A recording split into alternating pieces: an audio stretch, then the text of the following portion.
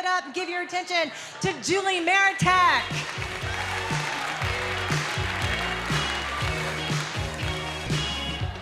What's up, everybody?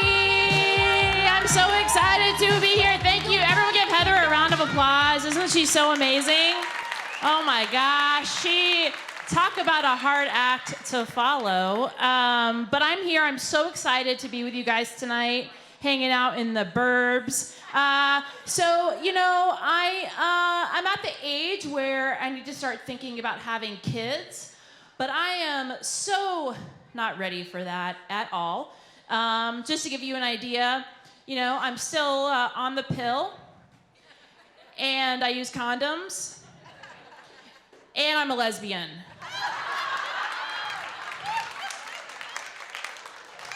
That's how not ready for this kid thing I am. So it was funny. I did that joke recently, and this man came up to me afterwards and was like, you should really change that punchline because I could tell before you got on stage that you're a lesbian. I was like, it's okay. I could tell before you walked up to me that you're an asshole. Comedians love it when you come up to us after a set to give us feedback. Thanks for the mansplaining about my own set. I appreciated that. But then he told me he's a magician, so I was like, he's just jealous I'm getting laid more than he is, so I let it go. Everyone's been doing the 23andMe DNA kits.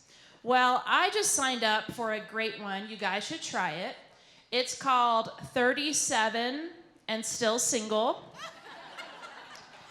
And basically, I cry into a vial. And then I ship the vial off. And I'm tested for 3 things. I'm tested for a bottle of rosé, a Netflix account, and sadness. My results came back positive for all 3. I have to tell people on first dates I'm single positive. It was funny though, because in fine print at the bottom, it said, well, at least you're not a magician. So that made me feel better. Man, I love doing comedy so much. I'm not really good at keeping jobs. That's one reason why I love doing comedy. I get to kind of make my own rules, do my own thing. As a matter of fact, I've actually been fired now from 5 jobs. So I'm on the BYOB plan, bring your own box to work. But it makes sense to me why God made me gay. I don't like to work that hard for things, I mean, think about it. For all you straight people in the audience tonight, think about it. It's like hand job, blow job. It's a lot of work. I prefer hand unemployment personally. I don't know, but maybe I should get a job in the food industry because I like to eat out a lot. You guys are getting it. Keep drinking. Night's still young.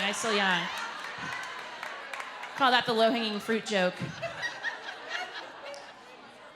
I do think, though, that it's really good to check in on your sexuality every couple years, right?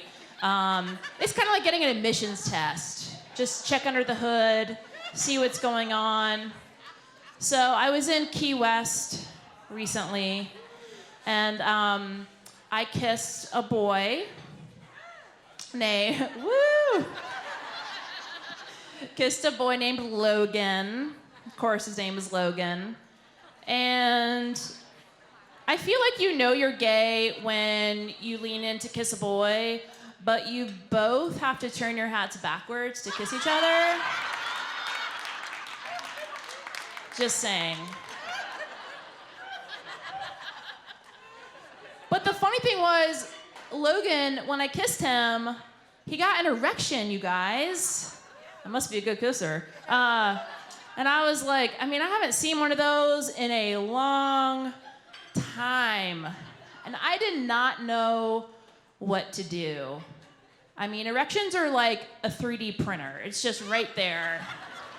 There's just no getting away from it. So I was like, what do I do with this erection? Do I buy it a drink? Do I call it an Uber? I don't know. So I just threw my hat over it and ran out of the bar.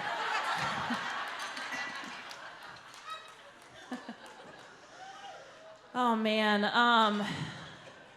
Heather was talking about dating a lot, and I'm dating, but I'm of the generation of the apps, and it's tough out there, man. It is so hard. I wish, Marie Kondo would tidy up my Tinder, because it's nothing but garbage on there.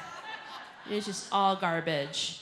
And it's hard dating when you're gay, because I feel like everybody else kind of has, or when you're a lesbian, I should say, because I feel like everybody else kind of has their own dedicated app, right? Like, straight people have Match, the gay boys have Grindr. It's like the best that I have as a lesbian is the Home Depot app. Like, that's my choice. To meet a lady on aisle 5 next to the plywood. I'll see you guys, all you bi-curious girls at Home Depot later.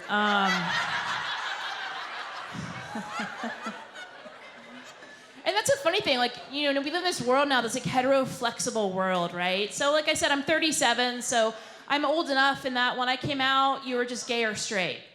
But now on all these dating apps, it's like you're pansexual, demisexual, sapiosexual, ecosexual.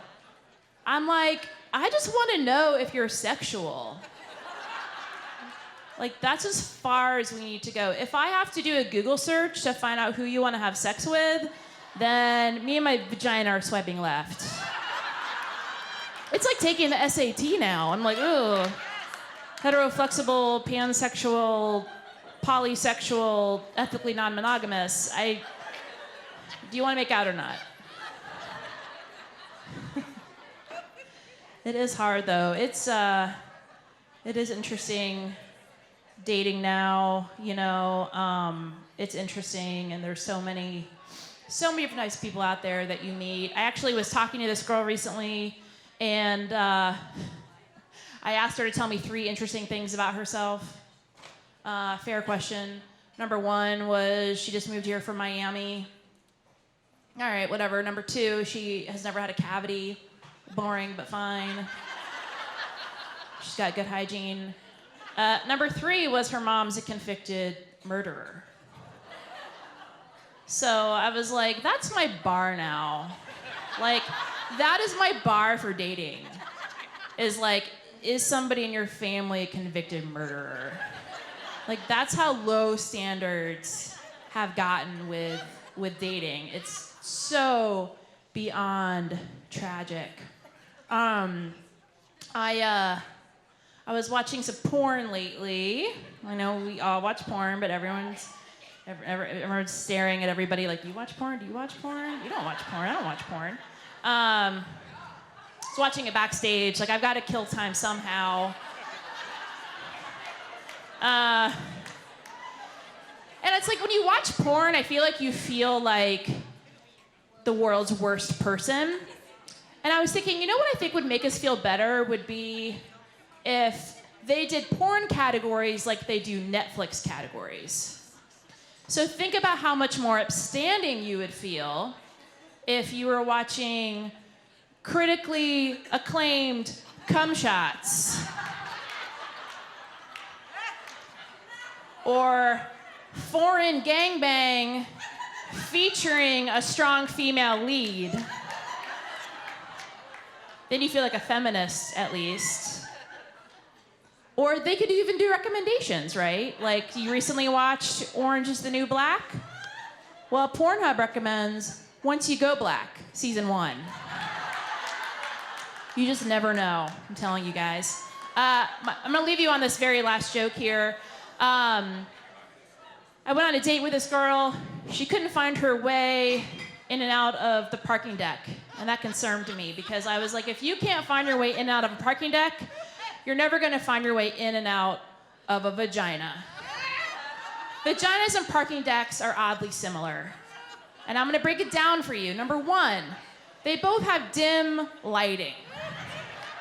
They're both dark and damp spaces.